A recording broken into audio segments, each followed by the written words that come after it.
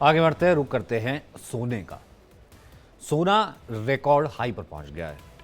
ये सवाल इसलिए है कि ये सोना कितना सोना है, क्योंकि सोने की कीमत ने ऐसी छलांग लगाई है कि ये लोगों की पहुंच से बाहर हो गया। तो दूसरी तरफ गोल्ड में निवेश करने वालों की बल्ले बल्ले हो गई है। सोना आज अपने ऑल टाइम हाई पर पहुंच गया। इंडिया बुलियन और ज्वेलर्स एसोसिएशन के मुताबिक 10 ग्राम 24 कैरेट सोने की कीमत 1,258 रुपए से बढ़कर 88,101 रुपए हो गई। ये महंगाई सिर्फ सोने तक सीमित नहीं, चांदी भी 1,445 रुपए महंगी हो गई और 99,767 रुपए प्रति किलो पहुंच गई। अब आपको कैरेट के हिसाब से 10 ग्राम, क्योंकि कैरेट में 10 ग्राम होता है, 10 ग्राम की कीमत बताते हैं।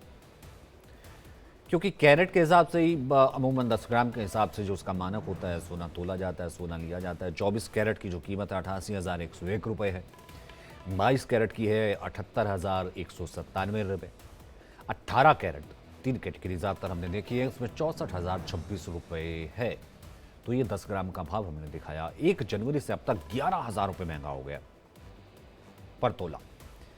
10 ग्राम 24 कैरेट सोना 76,162 का था 1 जनवरी को। 10 को हो गया 85,368 का। 17 मार्च को हो गया 88,101 रुपए का। यह महंगाई सिर्फ 2 महीने 17 दिन की है। और अगर पिछले साल की बात करें तो सोना कुल 12,810 रुपए महंगा हुआ था। गोल्ड की बात करें तो लगे हाथ चांदी के दाम भी आपको बता देते हैं। चांदी 1 जनवरी से अब तक 13,750 रुपए प्रति किलो महंगी हो गई। 13,000 रुपए से ज़्यादा 750 रुपए 1 किलो महंगी हो गई है। 1 जनवरी को थी 86,017 रुपए। 10 को भाव था 94,940।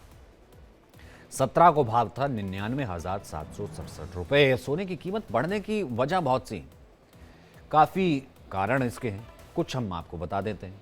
एक तो ये कि अमेरिका में राष्ट्रपति ट्रंप आए हैं और जो टैरिफ तमाम चीज़ें चल रही हैं उससे डॉलर के मुकाबले रुपया थोड़ा कमज़ोर हुआ है, इसलिए सोना महंगा हो रहा है।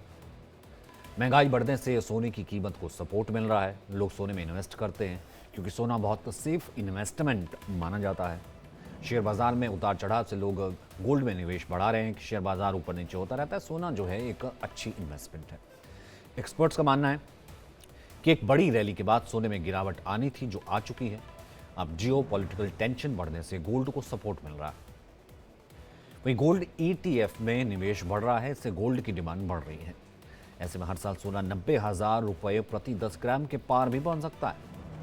तो गोल्ड में निवेश करने वालों की चांदी हो सकती है। सोने की कीमत मांग आपूर्ति पर बहुत ज्यादा है और भारत ने चीन को खपत के मामले में पीछे छोड़ के नंबर 1 का स्थान हासिल कर दिया है। एक लेखा जोखा आपको देते हैं कि कितना आयात हो रहा है, कितना निर्यात हो रहा है।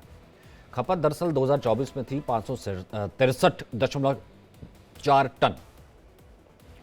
मांग भारत में कुल सोने की थी 802.8 टन। अब निवेश मांग भारत में सोने में निवेश की मांग 2024 में 240 टन हो गई। आयात किया गया फिर 2024 में 2023 के मुकाबले घट के आई 712.1 टन हो गया। कीमत 2024 में सोने की कीमत 28% बढ़ गई। 25 में अब तक 11% की तेजी आई है।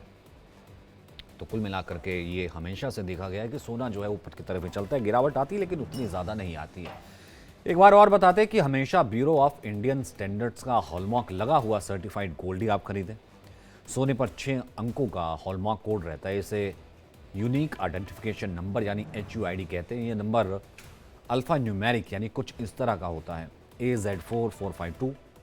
हॉलमार्किंग के जरिए पता करना संभव है कि कोई सोना कितने कैरेट का है।